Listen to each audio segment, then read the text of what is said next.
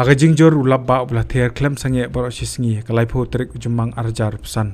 Kawai nak Surok red nak sopwe kebelasna shipor banjam lingbai kawa lingdo kabadai ke Surok nong ston mau kalakat wak nak jing sam jong ulap ba. Kani ke jingja kalawan ra ru ke jing Sahkut ki Paidbah bat ki kali ke bayat bayang lingba kani ke Surok. Hakani ke sengi ki pu Shilum jong company bapuntre ke Surok nong ston mau kila persang Maramot ya ke Surok hendai ke jing klan bor pelat ko bakim la ban le berhadu minta ketenat pildi kadang taulat ban Maramot ikani. Dah kejing Sokia lor kejing Sahkut ki kali ke belabun kenta kala pelong ke New Trap Youth Council West Khasil District ban penpau kejing bom skau tenat ya kejing ban beng ke company ki Paidbah bat kila ajing mot ban phaya no tangi ki kali ret na jerong kejing kieng badang sna watla la ban pendep. Ke choice kala kentu yu deputy commissioner ke West Khasil sebab kumjo yo ketenat pildi ban simkia lor kani. Misalkan ini lah ada apa lah.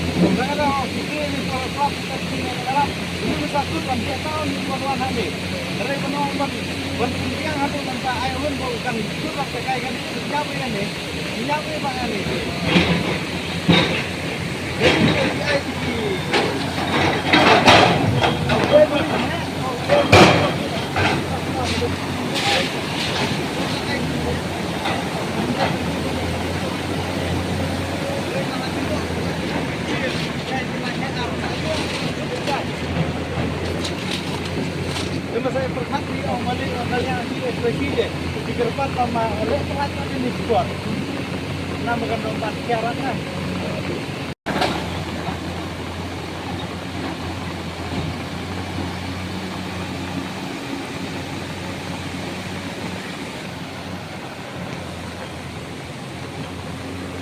Habatin Paidbah ki kashap plus F Ka plus F? Hakabam bangibam dunaki eki batay kamet. Namar kata habathiru atau kau kamlu ka umpnyang kadut pet ya kashap plus F haka jingsom. Yaki nutrient kumki vitamin bat ka ayan la icon diat bada ka bathau bha kam kta i ka dur jingki marbam ka jingma lani ka rukom shed yaki. Balehi banai kita. Kadon ka we ka jing mentoy ba kongsan. Ka kot ka kia. Ka nutrition bakam bha ka jing im bakam bha pendon kam daki marba modon ka sharp plus F menta kasni. Lawan ra shapi lingba ko office jong commissionerate of food safety Meghalaya.